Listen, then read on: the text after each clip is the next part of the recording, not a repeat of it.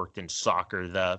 Not the people necessarily, certainly not the players, but some of the television producers, or even sadly some of the club owners in MLS, and especially the GMs and the club presidents back then in the late 90s and early 2000s, they were apathetic. Good enough was good enough. And Bjorn Rebney, the passion that man had, laying out his vision and why he was going to become the alternative to the UFC.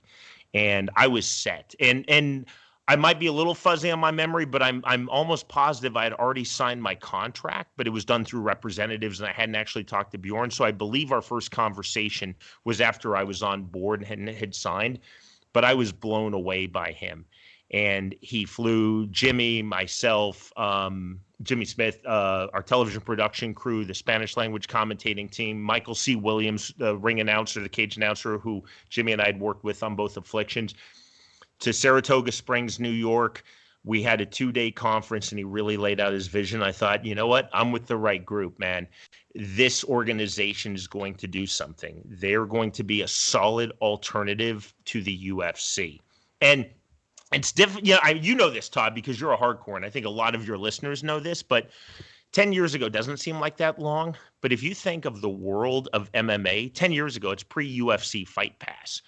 So the UFC had been doing as few as 8 and 10 events. It's crazy. Just in 2005, the UFC did 80 fights. Not 80 events. They did 80 fights. They did 10 shows with 8 fights per show. They did 80 fights in 2005.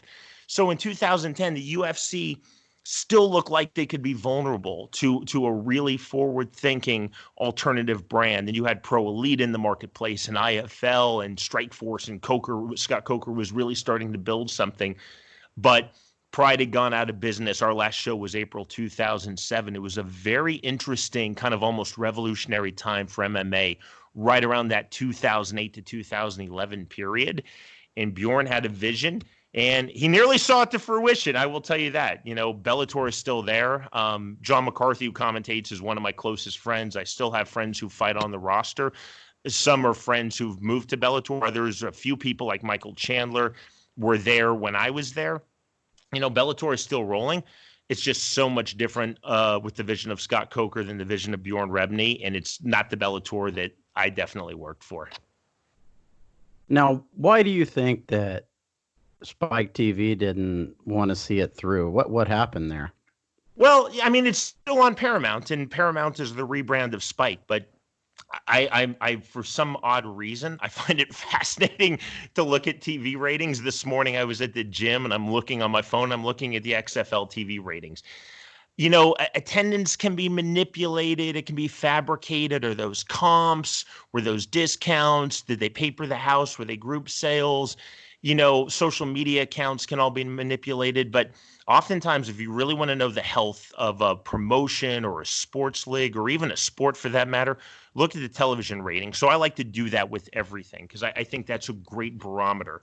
Even pay-per-view numbers. Good luck getting accurate pay-per-view numbers, but Nielsen puts out the numbers. And while they're not perfect, they're a pretty good indicator, and they've been in place since the 1950s. So as I look at the TV ratings, the shift to Paramount, Bellator is down, I think, something like 60%. When I was there in the Bjorn Rebney era, I think our average was about 720,000 viewers per show. And I believe I just saw that something like 12 of the last 13 Bellators has done under 300,000. I know the show they just didn't